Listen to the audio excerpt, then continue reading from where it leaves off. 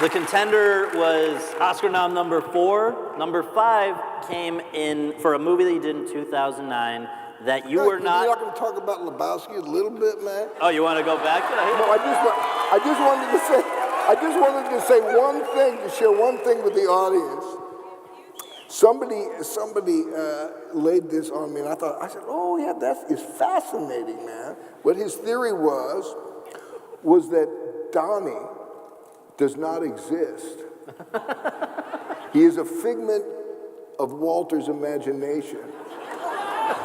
Isn't that a weird thing? Like, if you notice in that scene, the dude never acknowledges Donnie at all. You got to run that by the Coens. Well, yeah, I have, and they kind of, maybe. That's great. Well, I don't know where all that ashes thing comes from. so number 5 was for a movie that you were not originally gung-ho to do, and this was you're gonna be playing a country singer down on his luck, gets a new lease on life with a new relationship. Why did you originally turn down Crazy Heart? Well, there was no music to it, so the script was pretty good, but there was no music. And so, and also, to tell you the truth, it's that fear thing. I had a lot of, loving music so much, and it was a dream to do, music inspired movies, but when it's in the dream state, you're kind of safe,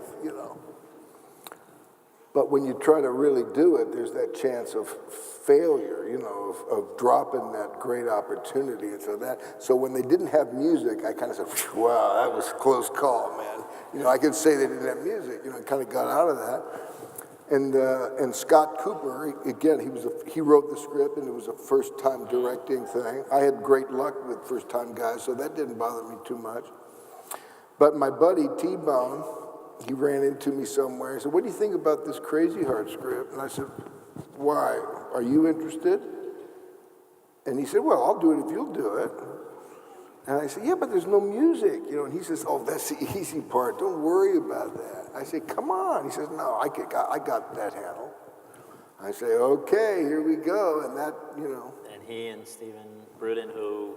Oh, well, this movie I could, talk a long time about, because Stephen Bruton, who wrote quite a few of the songs in the movie with T-Bone, who also we met in Heaven's Gate, and he died shortly after the movie was completed.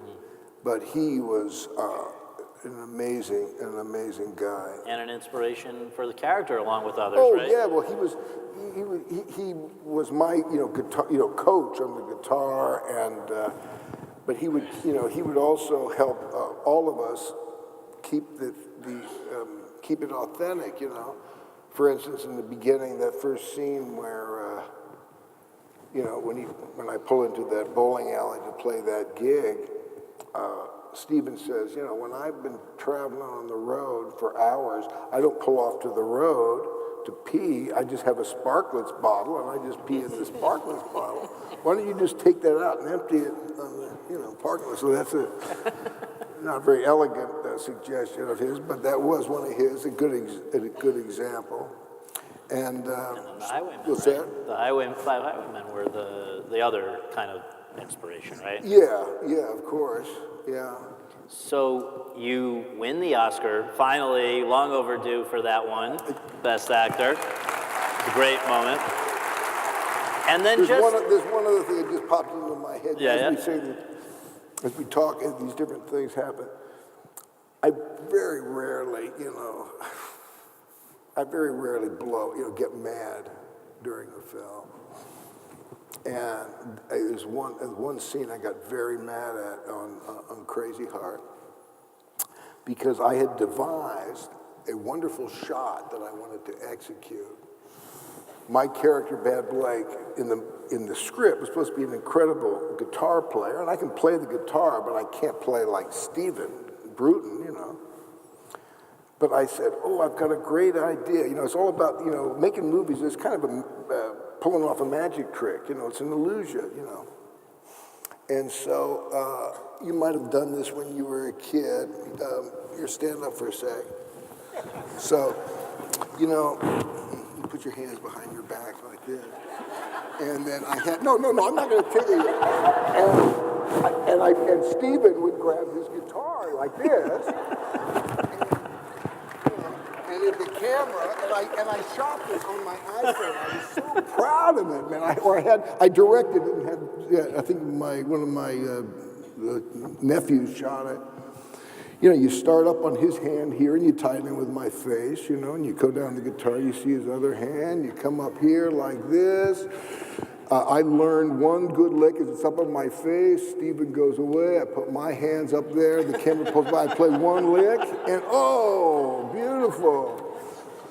And we ran out. It was a low budget movie. We ran out of time, and they pulled the plug. And I went, oh, and I pulled a real hissy fit, locked myself in the trailer, you know.